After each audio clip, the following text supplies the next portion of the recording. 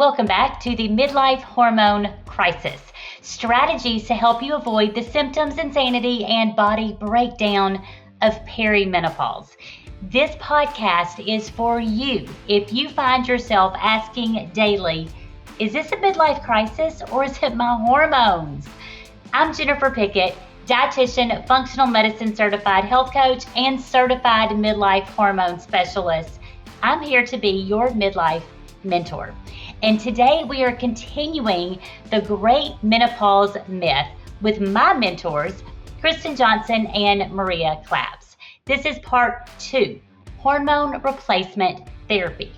So if you're looking for a controversial subject, well, this is it. So to give you a little backstory, it was on this podcast in early 2023 that I interviewed an expert guest on menopause and asked her about hormone replacement therapy. Her answer, it shocked me. I realized how little I knew about hormone replacement and outside of just some preconceived misconceptions.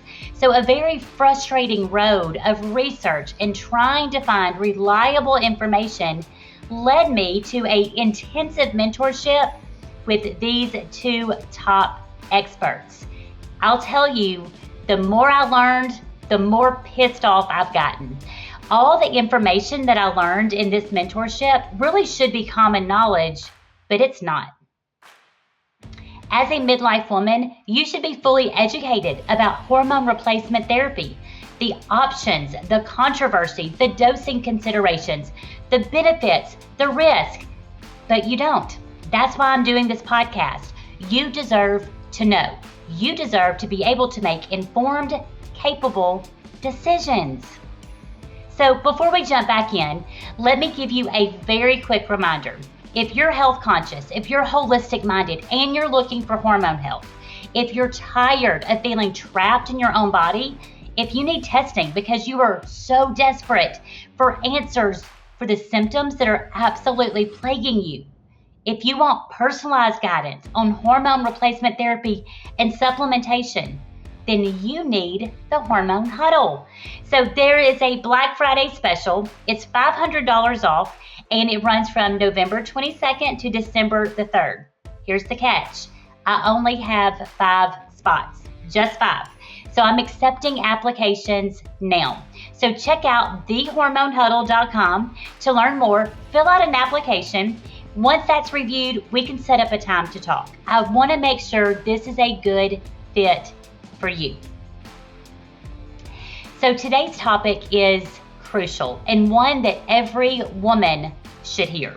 So be sure and share this episode with a friend, because when it comes to hormone replacement therapy, there is a great deal of confusion and controversy and misinformation.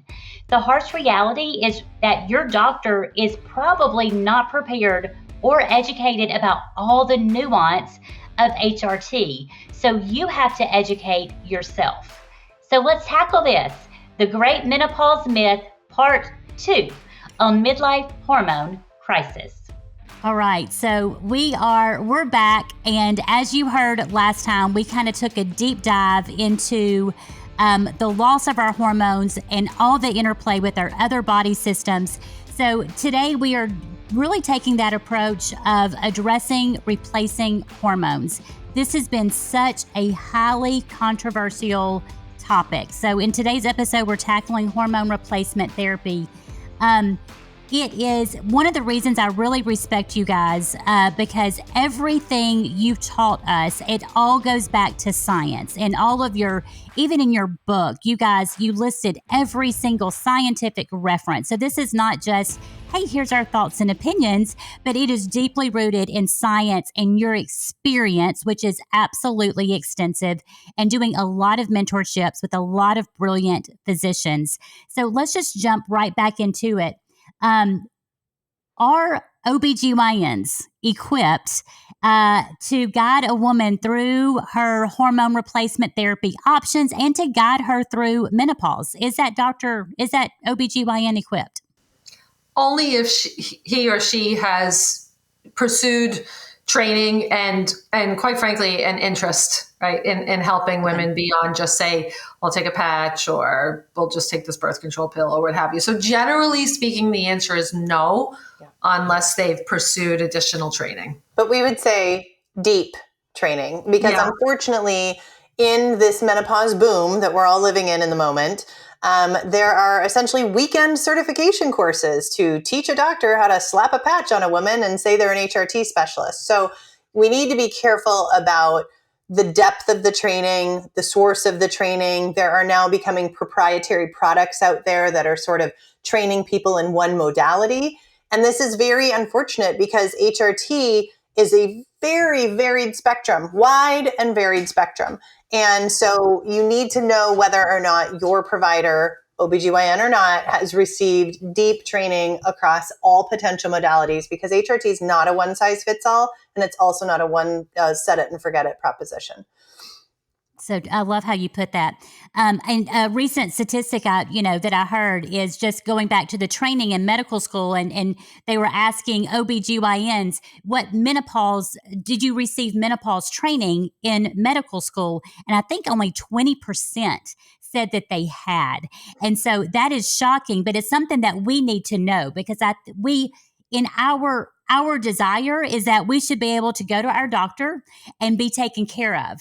But there is absolutely no way for this one doctor, however good he or she may be, to take care of a woman going through pregnancy and childbirth and postpartum, and then all of the intricacies of midlife and the menopausal transition. Like that's impossible. So I think we need to be equipped as individuals so that we know and we can ask the right questions and find the right provider who can guide us and help us. But it's up to us. So as we talk about hormone replacement, this has been hugely controversial. Why is there so much controversy behind hormone replacement therapy, HRT? Well, I could give it one phrase and then we'll have to get deeper into it. But pharmaceutical capture, to be perfectly frank, is why we have a problem.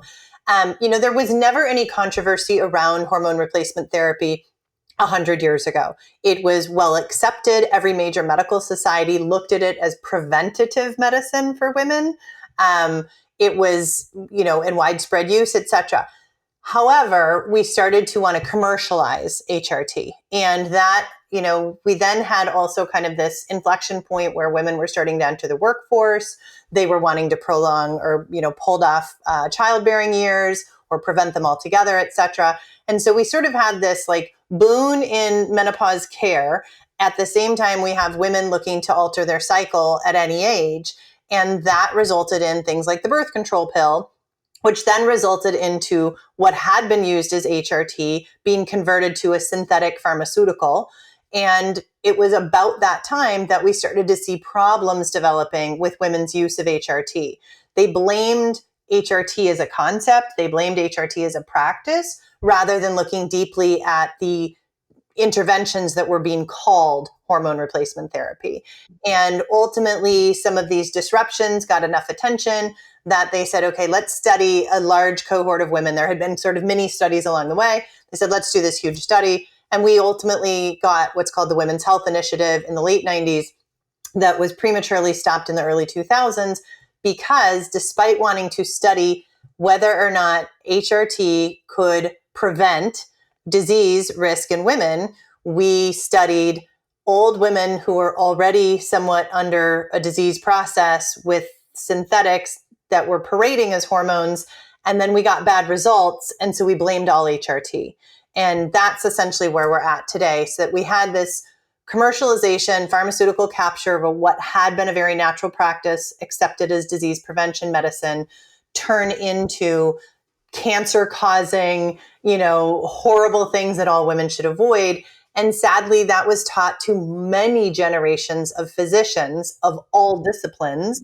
And so now you've got, everything from government agencies to medical schools to practicing doctors and insurance companies saying that hormones are dangerous.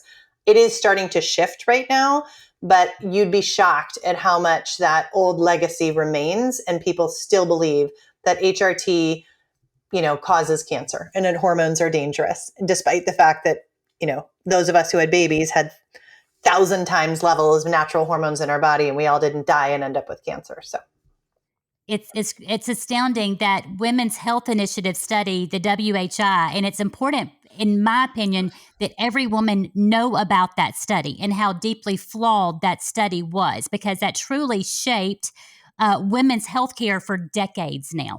For at least a couple decades. And so it really set us back, which is so very devastating. And you kind of led it right into my next question. Does HRT cause cancer? Does hormone replacement cause cancer? Because that's been the word on the street for the past 2 decades because of the Women's Health Initiative study. So I want y'all to tackle that one. Let's just get there. No, it doesn't cause cancer. Yeah. I mean, what causes cancer? I think it would be arrogant for anyone to say they exactly knew specifically the one thing that causes cancer. Yes, cancer is right. multifactorial. It's very complex. Its biology is clearly unknown despite the billions of dollars that have been thrown into research for it. But at the end of the day, what we do know is that women's natural hormones, or hormones given to women that match the molecular structure of a woman's naturally produced hormones, are safe, effective, and actually cancer preventative. But that's technically not what's being used in many circles, or what was used for many years as hormone replacement therapy. And I'm putting air quotes around it for a reason. We were giving women synthetic drugs that were called hormones. They were not. They had alterations in their molecular structure. What they did then is they kind of deranged the receptor. So hormones are a molecule that need a little signal. They're a signal that they need a little like antenna receptor to go into and act. Those receptors were altered because of these chemical compounds that were called hormones that weren't. That altered receptor then changed the expression of that hormone molecule. And then we ended up with things called folded proteins and quinone producing molecules, and that altered our DNA, and that can lead to cancer. That's true for just about any drug if we think about it, right? There's plenty of drugs on the market that have been pulled because they can alter certain functions in the body and they're unhealthy. That's the HRT that was being used that gave it the cancer-causing reputation. HRT today is vastly different, and in most instances matches a woman's natural hormones, and our natural hormones are protective, not cancer-causing. So let's talk about that protective effect, because I think, I have been in this world for so long, both, starting off in traditional medicine as a dietitian, now being in functional medicine for the past several years now. And that's what was very shocking to me. I have a very good understanding of disease, but when I heard about how protective hormones are in fighting disease, let's talk about what happens as a woman goes through menopause, and then she's getting all these diagnoses. And these are women that are in good shape. They've taken care of themselves. They're eating right. So let's talk about heart disease first, and that relationship between estrogen, progesterone, and heart disease. So you have receptors on your blood vessels. You have receptors for estradiol. And people listening to this have to understand that when there is a receptor for estrogen, if that receptor is not signaled, is not filled with estradiol, then function of the organ, function of the body is going to start to decline. So that's the issue right there. So what happens when the receptor is not signaled, that's kind of inside the lumen of the blood vessels? Well, those blood vessels stiffen. And what happens when blood vessels stiffen, right? There's, blood pressure, high blood pressure. There's cytokine infiltration. There's just all sorts of problems that, just are very prone to happening without estradiol filling those receptors. So that's one. And the thing. heart muscle too has receptors for estrogen and progesterone that needs to have that stimulus, or it's going to fail as well. And then your immune cells, that coordinate the immune system, they have estrogen receptors. So, why do we see, just even like response to vaccines in the elderly? Why don't they work? And, it's a whole different issue aside from whether or not you believe in vaccines. But the science is that they just don't have that much, they don't have much of an effect. And that's, again, because the immune system also is coordinated by estrogen and estradiol specifically. Yeah.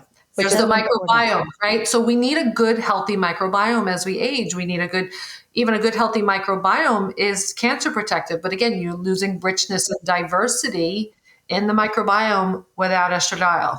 So, I think you started this, or it was the other podcast we did. It's like, can we do all the things, to help us with healthy aging? And all those things should be done, but they alone, usually for the great majority of women, they're not gonna have long into their years. We're talking, once we hit about 60 or so, Jennifer, we tend to see even the health aware, health conscious women who've already been exercisers, and they take their high quality multi, and they get their breast exams, and they're just really aware of their health. And then it's like, well, what happened?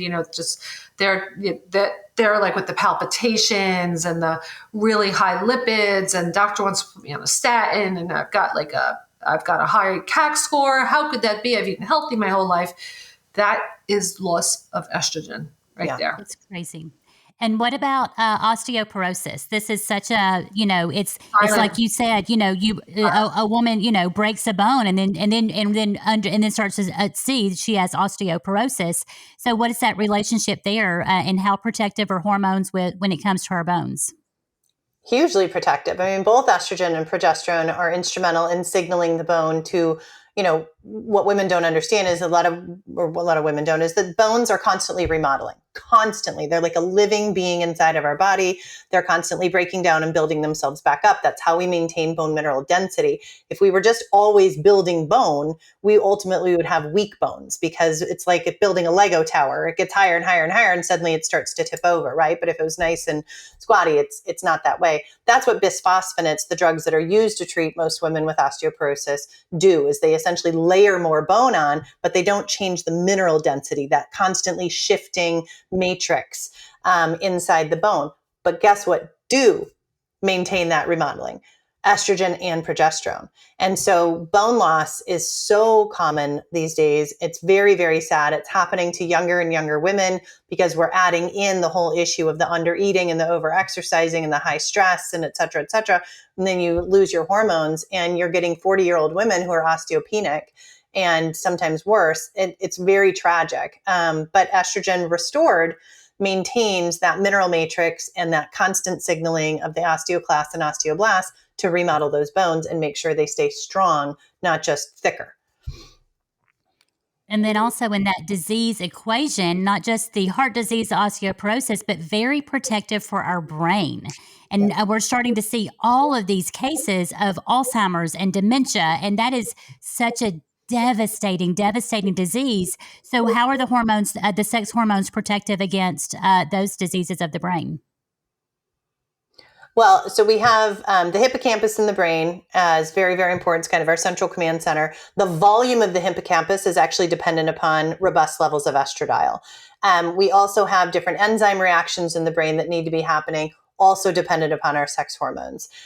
We have tau proteins that can accumulate in the brain. This is what I believe the flawed research studies really started to focus on, clearing out tau proteins as being the sole driver. We now know it has more to do with metabolism, energy metabolism in the brain, also driven by estrogen and progesterone. So as women are losing this, we're losing hippocampal volume, we're losing these kind of mitochondrial reactions, we're losing our energy metabolism in the brain, and we're accumulating proteins in the brain. And it's just a really tragic kind of loss of cognition at its best, and then true dementia at its worst. It's so devastating what happens, and it's so devastating the inaccurate information out there where we're being told that hormone replacement therapy can cause all of these things, where when hormone replacement therapy done in the proper manner can be very, very protective. So let's get into some of that nuance of hormone replacement therapy. What is there's a lot of options out there. It's very confusing. What's the most important thing that a woman needs to know about replacing her hormones? Well, we think she should identify her goals and her budget and what she's willing to do and willing not to do for those goals. And, that's one of the main reasons that we wrote the book, is to help educate women. But so the most important we would say is they use bioidentical hormones, right? Sure. Like that would be the most important. Like whatever you pursue, just make sure that on a molecular level, it matches the hormones that your body used to produce. So bioidentical would be the start. There are going to be people who say, I heard bioidentical is just a marketing term. Yes, I've heard that. Bioidentical as a marketing term is essentially laying their cards on the table as being a pharmaceutical shrill because they are saying that compounds that are made by pharmacies outside of big pharma are not effective and unsafe or whatever the things. Yeah, they're just disparaging the true hormones that started with compounding hormones after the WHI because pharmaceutical companies stopped making HRT and the only ones making it were compounding hormones. And they said, look, ours are bioidentical. They match the molecular structure. They're safe. And then everyone said, oh, bioidentical is a marketing term because pharma hadn't quite caught up with a competing product on that level. But for women, the ultimate most important thing, if you're going to do anything, even if it's a little bit of HRT, is to make sure that it's bioidentical. Then we would say, Maria, what? That it is physiological. Physiologic, yeah, which would mean that we try to mimic a menstrual cycle. And that would mean we're going to have some estrogen every day, estradiol ideally. So that's the estrogen we want to replace because we have three main estrogens, right? Estradiol, estrone, estradiol, estriol, right? And we really only need to replace estradiol, not the other two. And then that would mean cycling progesterone. And there might be some women that can't cycle progesterone, that really, really do better with taking it all the time, but they're far and few between. Those are sort of like specific cases. But most women should know what cycling progesterone means. And primarily, it is really going to help maintain receptor health. So those receptors have to be appropriately stimulated, and you weren't making progesterone on days 1 through 14 when you were younger because you only made progesterone after you ovulated, and that was essentially the second half of the cycle. So we are, at least we'll say at bare minimum, understand these hormones because they're powerful. Understand that for the most part, when we mimic nature, we mimic our cycle, we're going to have the best results, the best, not just early wins. Oh, my sex drive is back and oh, my energy is back. Great. Speak to us in 10 years and tell us if what you're doing is still working, because once you start HRT, ideally you're on it forever, because for as long as you want to be healthy, that is. So we want women to understand, all of these different nuances with HRT. And there's so much nuance there. You said bioidentical, and pellets can be quite popular, and those are being marketed as bioidentical. What are your thoughts on pellets? I know. I want everybody else to hear. That's okay. They're not physiologic, so they get put in you, and you get like a big surge of hormones, and then they wear off, and it's a small surgical procedure. There can be problems with insertion, but the main thing is that they're just not, the body's was never used to that type of exposure to hormones. So, and then main issue is like, if you are the, say, 20 or 30% of people who don't feel well and who don't do well, then you cannot remove them. And you just have to ride it out for a few months until it's all gone. Here's what we say about pellets. We have heard from women who do well on them. Fine. Again, and that's the point. Initially. It's like, talk to me again. If you're a pellet newbie, hi, nice to meet you. Happy for you. But, and I don't mean to be snotty, but your opinion or your kind of take on pellets is meaningless to me until you've been on them 5 years. If you've been on them 5 years and you're happy still in there working for you, go for it, but I just think it's too much of a risk to take. They're expensive. We have way better options. We just really do. Well, and the pellet doctors aren't providing you HRT. They're inserting a pellet into you. And, pellets can be given by dermatologists. They can be given in esthetician offices, things like that. As Maria said just a little bit ago, you got to respect hormones. They're wicked powerful. So if you're not getting your hormones from someone who's actually partnering in your whole body health, that's a warning sign, because things can go wrong or things need to be monitored. And just because you feel great and your libido's off the charts and you got shredded in your new workout doesn't mean you're healthy. And so, we need to make sure that the people from whom we're getting our hormones are people who are invested in our health, not just in our wallet that's paying for these expensive pellets. Yeah.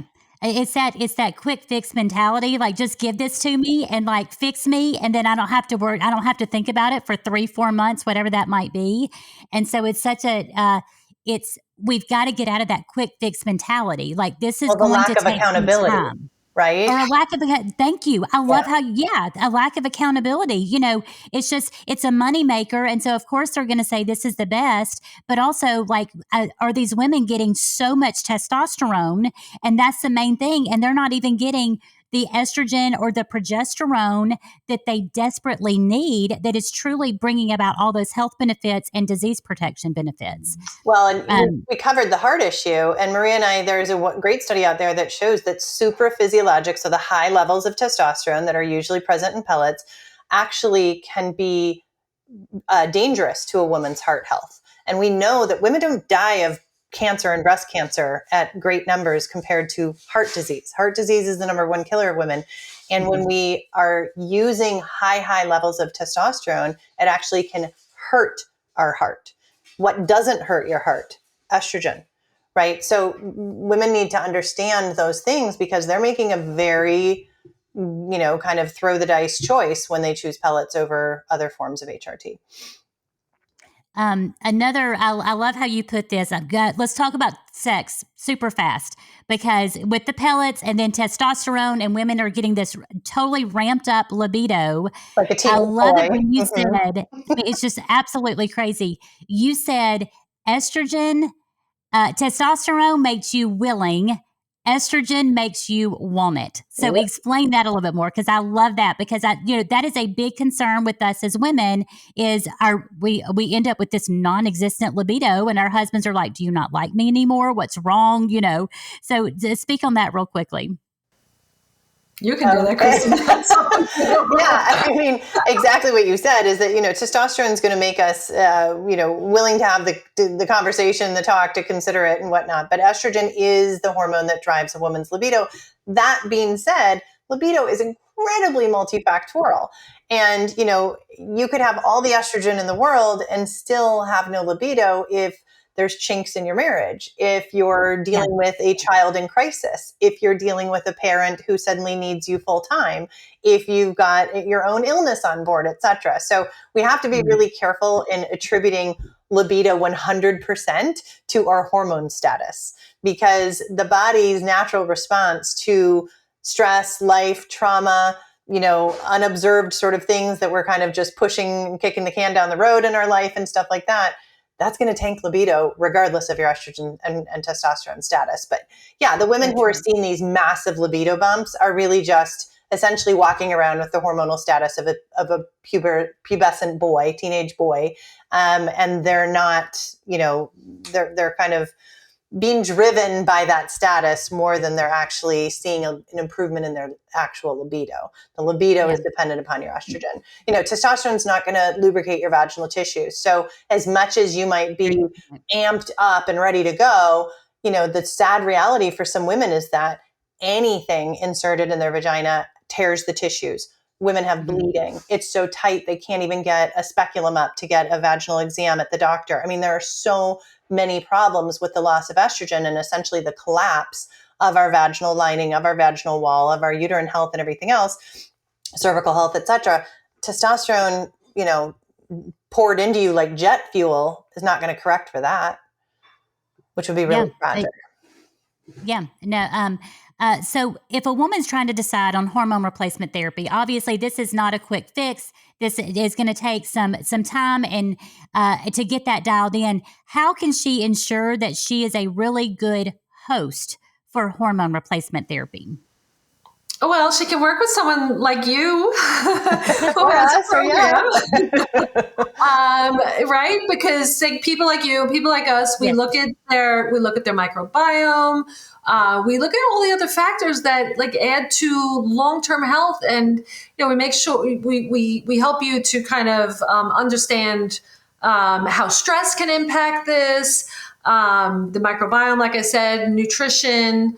All these things are important. Even expectation management, right, can be really important in helping women with the onboarding of their HRT, because I will tell you that I was given HRT. I was about 43 or 44 years old by a doctor. And I mean, I think had I taken it on from that age and not, 47, 48, it would have been really good. But I was given no education whatsoever.